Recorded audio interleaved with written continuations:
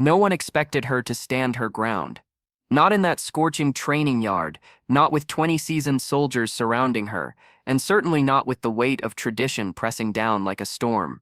From the moment she stepped into the formation, whispers rippled through the ranks. She's new. She won't last. The words were meant to intimidate, to break her resolve, but she didn't flinch.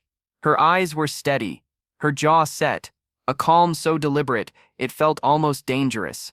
Before I tell you what happened next, tell me in the comments where you're watching from. I love knowing who's listening. The first shove came from Corporal Hayes, a veteran with a reputation for making rookies crumble. He lunged, trying to topple her balance, but she twisted sharply, planting her boots firmly into the dust-streaked ground. The impact sent a ripple through the other soldiers. She wasn't afraid. She couldn't be. The air was thick with tension. Sunlight caught on sweat beads, reflecting in eyes that now widened with disbelief. Dust swirled around her like a halo as she faced the next wave of aggression. Every muscle in her body screamed to retaliate, but she held back, measured, precise, calculating. She wasn't here to break them. She was here to survive with honor. Lieutenant Daniels stepped forward, sensing the brewing chaos. "Enough," he barked. But the soldiers were emboldened, thinking this girl's silence was weakness. A volley of harsh words, slaps, and forced maneuvers rained down, each designed to crush her spirit in under a minute.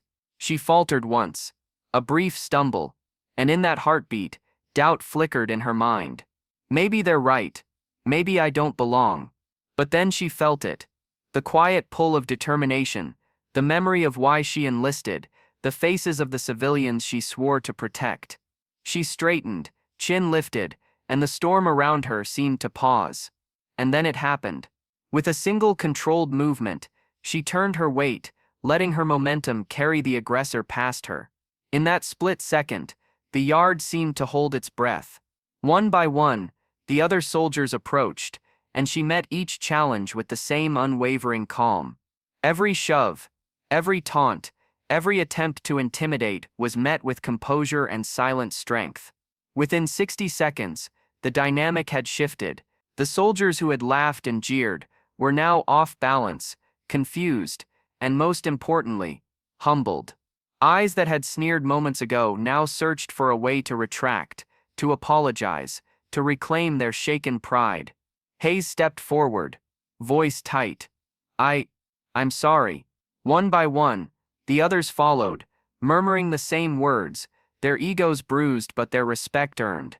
Neighbors, staff, and fellow recruits who had gathered around whispered among themselves, some stepping closer to witness this remarkable turn of events. The yard, once a battlefield of intimidation, now hummed with quiet awe. She had not only survived but had transformed fear and aggression into a lesson in dignity and resilience. Lieutenant Daniels finally exhaled, the weight of authority relaxing from his shoulders. He approached her with a nod of quiet approval. "You've shown them the strength that doesn't need anger," he said. And in that moment, the girl knew, underestimated, yet unbroken, felt the full gravity of her courage. Because kindness and courage are often silent, but their echo is deafening. And so, as the sun dipped over the yard, dust settling into golden beams, one truth remained unshakable. Respect earned through integrity lasts far longer than fear ever could. Bold truth line. Because true strength doesn't shout, it commands respect. Poetic reflective line. And in the quiet blaze of the midday sun, she stood, not broken, but brilliantly unshakable. If this story inspired you, leave a comment about your own moments of quiet courage, and don't forget to subscribe for more stories where ordinary people reveal extraordinary strength.